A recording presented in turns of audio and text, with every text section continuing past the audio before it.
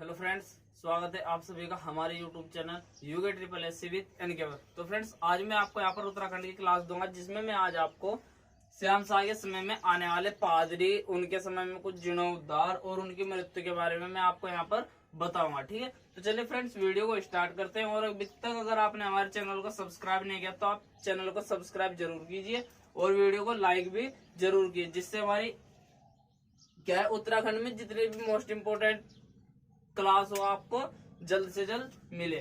तो हम आज किसके बारे में पढ़ेंगे? राजा श्याम सागे। इसके बारे में मैंने एक वीडियो पहले भी बनाई है, उसमें क्या था, उसके बाद के जो पार्ट बचे हैं उस वही मैं आपको यहाँ पर कराऊंगा। ठीक है, तो राजा श्याम शाह, तो श्याम शाह को किस वंश से थे? परमार वंश के राजा रहे हैं। राजा श्याम शाह किस वंश से संबंधित थे? परमार वंश से संबंधित थे।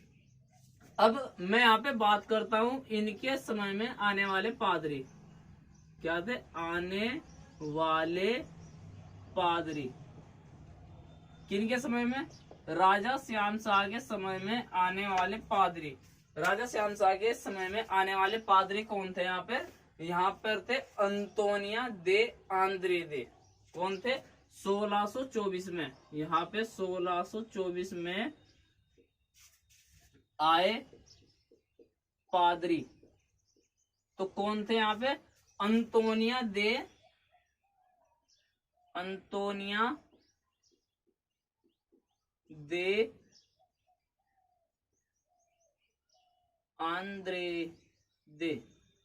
आंद्रेदे या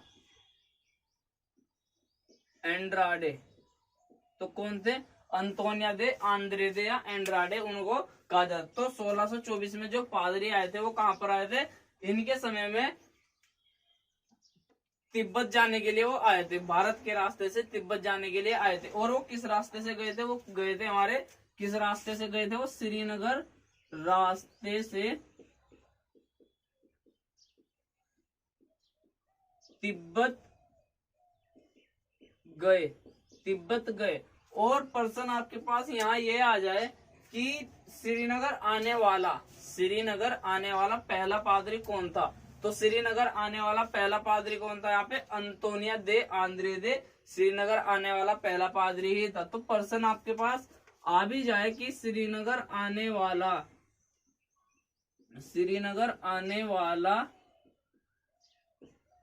पहला पादरी। तो पहला पादरी कौन था यहाँ पर? श्रीनगर आने वाला पहला पादरी कौन था यहाँ पे? अंतोनिया दे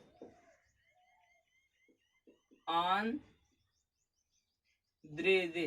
तो अंतोनिया दे आंद्रेदे कौन था यहाँ पे? श्रीनगर आने वाला पहला पादरी अंतोनिया दे आंद्रेदे। तो पर्सन आपके पास काफी अच्छा पर्सन बनता है और यहीं से आपके मेरिट लिस्ट भी बनाकर ले जाएगा। ठीक है, और जो इसके साथ थे, इसके साथ अन्य साथी भी आए थे। क्या था? इसके साथ अन्य पादरी जो लोग थे, इसके अन्य साथी भी यहाँ पर आए थे। लेकिन इसका जो मुख्य साथी था, तो इसका जो मुख्य साथी उसका क्या नाम था? मुख्य साथी का जो नाम था वो था फादर मैनुअल मार्क्स। कौन था? Father manual marks. तो फादर मैनुअल मार्क्स, तो इसका जो मुख्य साथी था, मुख्य साथी कौन था यहाँ पर? फादर मैनुअल मार्क्स मुख्य साथी था। तो जो श्याम शाह के समय में आने वाले पादरी थे वो क्या था, इन्हें तिब्बत के रास्ते से जाना पड़ता था। मतलब श्रीनगर के रास्ते से ना कहाँ पर जाना पड़ा था? तिब्बत जाना पड़ा। और तिब्बत जाने के लिए कहाँ पर आए थे? भारत में आए थे। तो यहाँ पे क्या, श्रीनगर आने वाला पहला पादरी भी कौन बन गया यहाँ पे? अंतोनिया दे आंद्रेदे बन गया। और इनके मुख्य साथी का क्या नाम था? इनके मुख्य साथी का नाम था फादर मैनुअल मार्क्स। और ये कब आए थे? ये 1624 में आए थे। ठीक है, तो आपको जो इनके पादरी के बारे में था ये आपको ये समझ में आ गया होगा। लेकिन फिर क्या हुआ यहाँ पे 1625 में? 1625 में क्या हुआ यहाँ पर? 1625 में यहाँ अंतोनिया दे आंद्रेदे ने दूसरी बार श्रीनगर से तिब्बत श्रीनगर के रास्ते से तिब्बत जाने की यहाँ पर सोची। ठीक है, तो श्रीनगर से तिब्बत जाने के लिए इन्होंने यहाँ पर एक दोबारा से रणनीति बनाई और वहां पे क्या हुआ, छपराड़ मंडी तिब्बत में इन्होंने एक चर्च की स्थापना भी की। तो छपराड़ मंडी तिब्बत का क्या किया इन्होंने वहां पर, इन्होंने एक वहां पर चर्च की स्थापना की। किसकी स्थापना की, चर्च 1625 में चर्च की स्थापना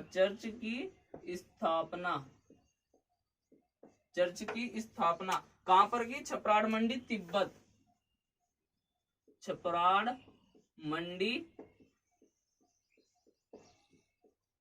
तिब्बत में।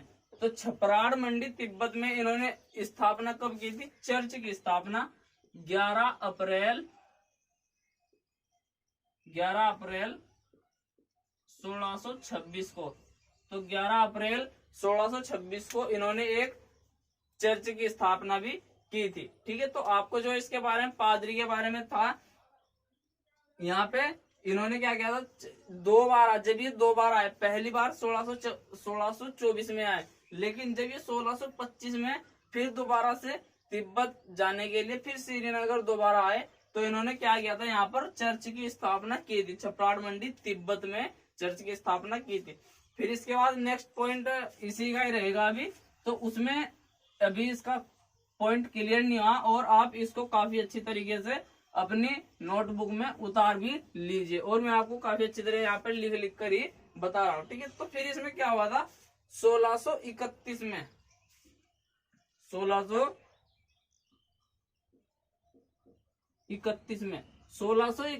यहाँ पे क्या हुआ था, इन्होंने एक दल 1631 में इन्होंने एक दल कहां पर भेजा, तिब्बत यात्रा के लिए एक दल रवाना किया। क्या किया इन्होंने, एक दल तिब्बत यात्रा के लिए रवाना किया। वो दल क्या था, अजवेड़ो दल नाम से बोला। उस दल को क्या नाम दिया गया, अजवेड़ो दल। उस दल को क्या नाम दिया गया 1631 में, अजवेड़ो दल तिब्बत यात्रा के लिए भेजा।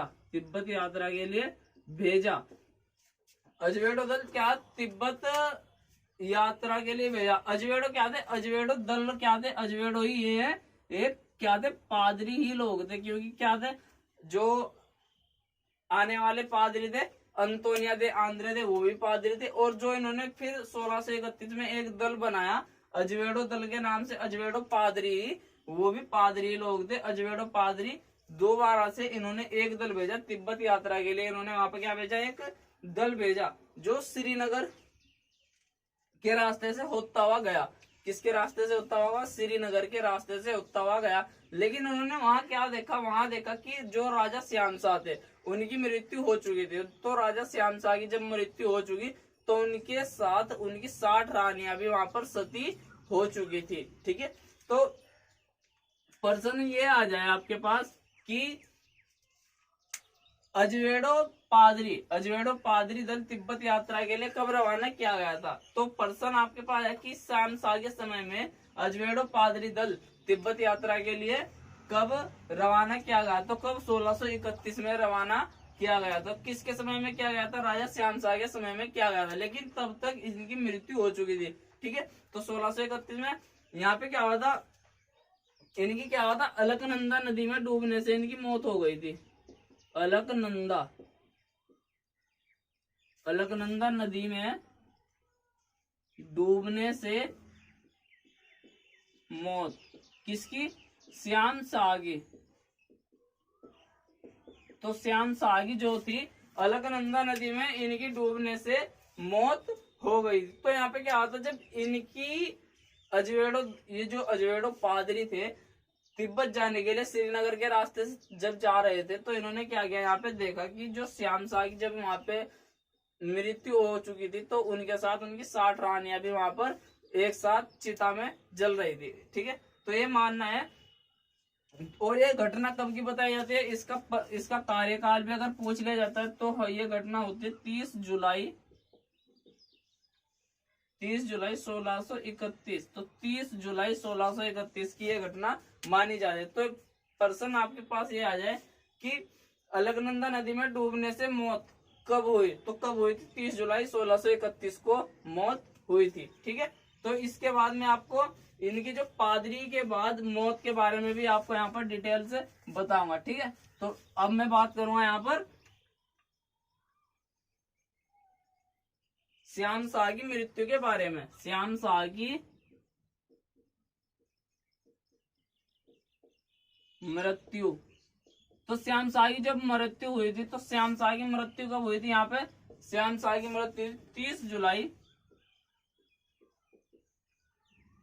1631। तो 30 जुलाई 1631 को इनकी मृत्यु हो गई थी। ठीक है, और अजवेड़ो पादरियों के अनुसार ही, अजवेड़ो पादरियों के अनुसार ही क्या है यहाँ पे, राजा श्याम शाह के साथ 60 रानियों की एक साथ चिता जलने का भी उल्लेख मिलता है। किसके अनुसार?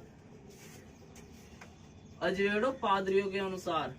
अजवेड़ो पादरी के अनुसार राजा श्याम शाह के साथ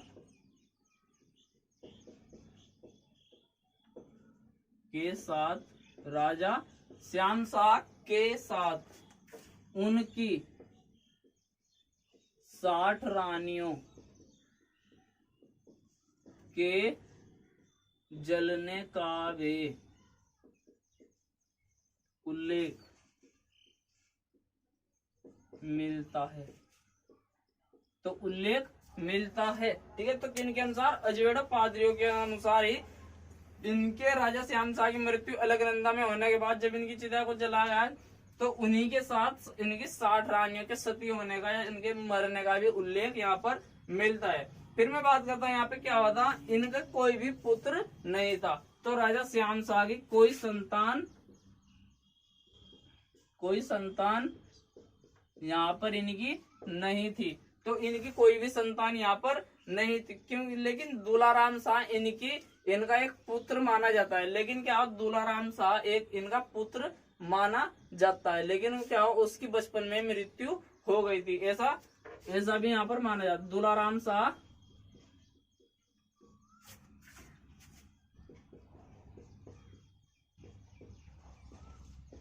लेकिन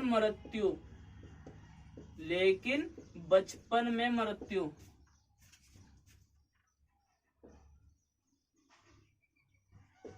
दुलाराम शाह इनका एक पुत्र माना जाता है। कहने को तो इनकी कोई संतान नहीं थी, लेकिन क्या, दुलाराम शाह इनका एक पुत्र माना जाता है, लेकिन उसके बचपन में क्या हो गई थी, उनकी मृत्यु हो गई थी।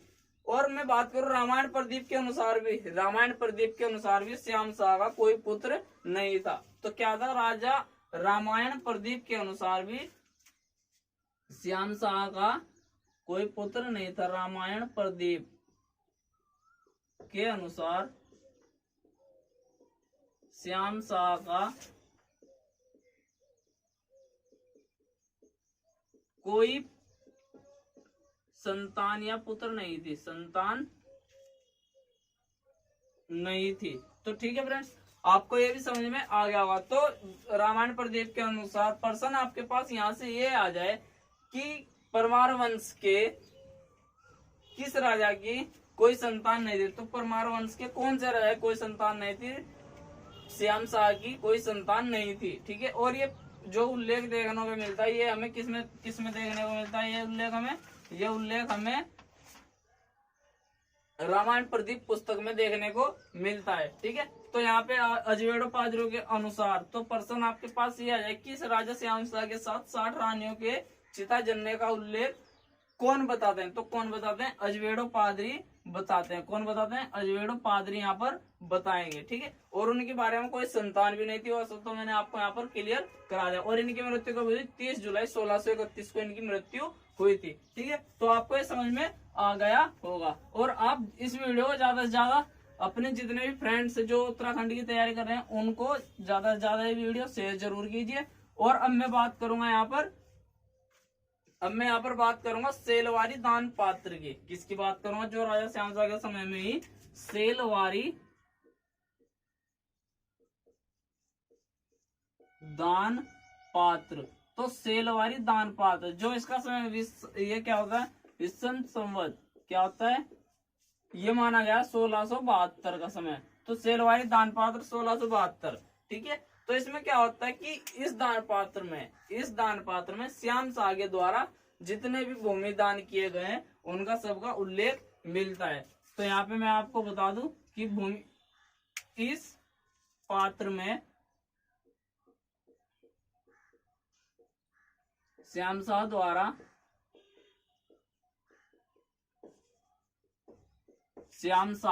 द्वारा भूमि दान का उल्लेख।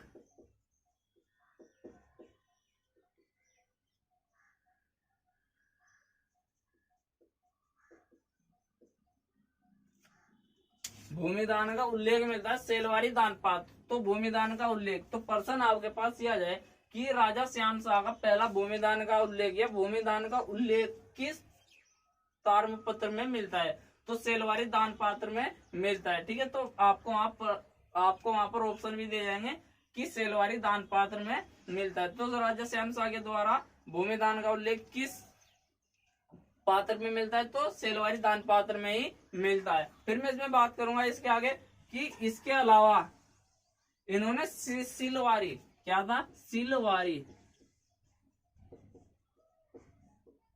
सिलवारी नामक ग्राम भूमि दान दिया था। सिलवारी नामक ग्राम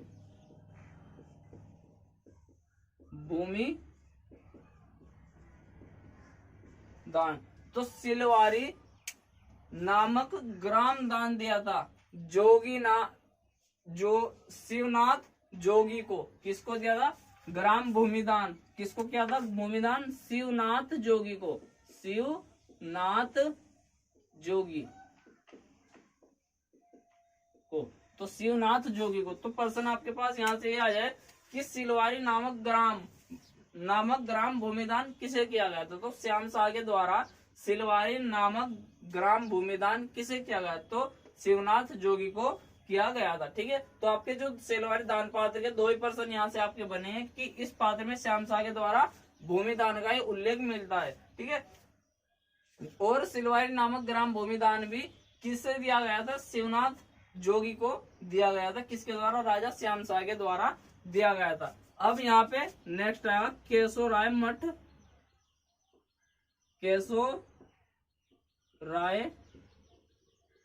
का निर्माण।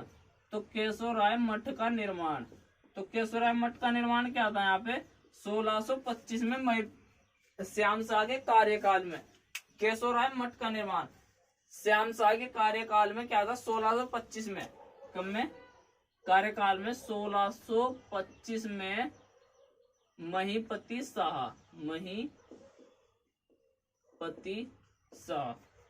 शाह ने क्या केशोराय मठ का निर्माण कराया था। ऐसा किसमें माना, केशोराय मठ मंदिर का निर्माण बताया गया है, ठीक है। तो 1625 में किसके द्वारा किया गया था, ये महीपति शाह के द्वारा, केशोराय मठ महीपति शाह द्वारा, ठीक है।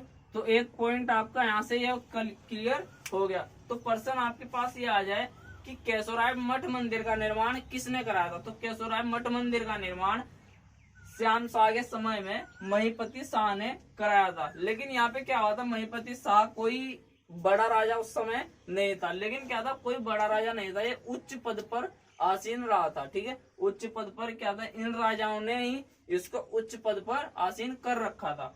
तो प्रश्न यहाँ से एक बार और रिपीट कर दूं कि केशोराय मठ मंदिर का निर्माण किसने कराया था, तो केशोराय मठ मंदिर का निर्माण 1625 में महीपति शाह के द्वारा किया गया था और राजा श्याम शाह के समय में किया गया था। फिर इसके बाद यहाँ पे सत्यनाथ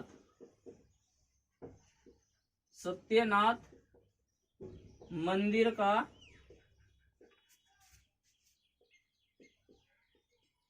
जीर्णोद्धार। तो सत्यनाथ मंदिर का जीर्णोद्धार, सत्यनाथ मंदिर का जीर्णोद्धार किस क्या बारे में बताता है कि देवलगढ़ सत्यनाथ मंदिर कहाँ पर है, देवलगढ़। तो सत्यनाथ मंदिर कहाँ पर है, देवलगढ़, ठीक है। तो देवलगढ़, ये देवलगढ़ क्या है, जो अजय पाल ने 52 गढ़ जीते थे, उन्हीं 52 गढ़ों में से एक गढ़ है देवलगढ़, ठीक है। तो देवलगढ़, सत्यनाथ मंदिर का जीर्णोद्धार कहाँ पर किया गया था, देवलगढ़ में किया गया था सत्यनाथ मंदिर का उद्धार। तो इसमें श्याम शाह के समय का उल्लेख मिलता है। इसमें क्या, सत्यनाथ मंदिर किसके समय में, हम पढ़ के आ रहे हैं यहाँ पे श्याम शाह, तो श्याम शाह के समय में ही यहाँ पे हमें श्याम शाह के इस समय में इनका जो उल्लेख जीर्णोद्धार हुआ था वो भी इन्हीं के समय में यहाँ पर हुआ था। इस लेख में क्या हुआ था, इस लेख में जो सत्यनाथ मंदिर का जीर्णोद्धार कराया था, इसका जो जीर्णोद्धार कराया था देवलगढ़ में, वो कराया था प्रभात नाथ पीर ने, प्रभात नाथ पीर ने। तो यहाँ पे सत्यनाथ मंदिर का जीर्णोद्धार, सत्यनाथ मंदिर का जीर्णोद्धार किसने कराया था, प्रभात नाथ पीर ने कराया था। तो यहाँ से आपका सिर्फ प्रश्न एक ही बनेगा कि सत्यनाथ मंदिर का जीर्णोद्धार किसने कराया था, तो किसने कराया था, देवलगढ़ में स्थित है। और जो देवलगढ़ क्या 52 अजय पाल ने जो 52 गढ़ जीते थे, उन्हीं में से एक गढ़ है देवलगढ़, और प्रभात नाथ पीर ने इनका जीर्णोद्धार कराया था। अब लास्ट हमारा टॉपिक रहेगा कि जो ये प्लेग महामारी किसके समय में आई थी, तो प्लेग महामारी किसके समय में आई थी, यहाँ पर राजा श्याम शाह के समय में प्लेग महामारी आई थी, ठीक है। तो हम अब पढ़ेंगे प्लेग महामारी।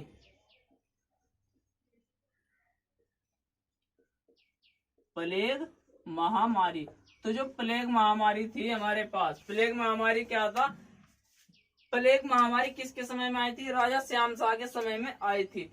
इसमें क्या था, महामारी का लोगों को बहुत, आपने भी सुना होगा कि प्लेग महामारी एक बार आई थी कहीं पे, पता नहीं कहाँ पे आई थी, लेकिन प्लेग महामारी एक बार छाई भी हुई है।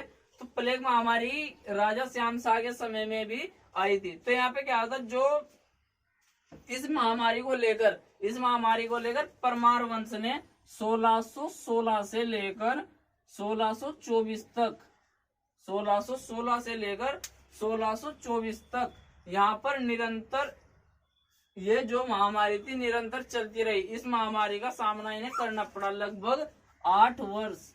तो 8 वर्ष जो है प्लेग महामारी का सामना करना पड़ा। तो प्रश्न आपके पास ये आ जाए कि प्लेग महामारी उत्तराखंड में किस राजा, परमार वंश की किस राजा के समय में आई थी, तो किस राजा के समय में आई थी, राजा श्याम शाह के समय में आई थी। 1616 से लेकर 1624 तक यह महामारी निरंतर लगातार चलती रही, ठीक है। तो यहाँ से जो प्लेग महामारी के बारे में सिर्फ हमारा यही टॉपिक बनता है कि प्लेग महामारी किसके समय में आई थी, तो राजा श्याम शाह के समय में आई थी। 1616 से लेकर 1624 तक आई थी और 8 वर्ष तक निरंतर यह महामारी अपना प्रकोप दिखाती रही। तो जो राजा श्याम शाह के बारे में था, राजा श्याम शाह के बारे में मैंने आपको टोटल जो जितने भी क्वेश्चन बनते थे वो मैंने आपको यहाँ पर क्लियर करा दिए हैं, ठीक है, राजा श्याम शाह के बारे में। तो आप इस वीडियो को ज्यादा से ज्यादा अपने दोस्तों में शेयर कीजिए। जो लोग उत्तराखंड की तैयारी कर रहे हैं उन्हीं को ये वीडियो शेयर कीजिए, ठीक है। और उनको ही यहाँ से क्या कुछ नए पर्सन भी देखने को यहाँ से मिलेंगे। और आप वीडियो को लाइक जरूर कीजिए और चैनल को सब्सक्राइब जरूर कीजिए। धन्यवाद।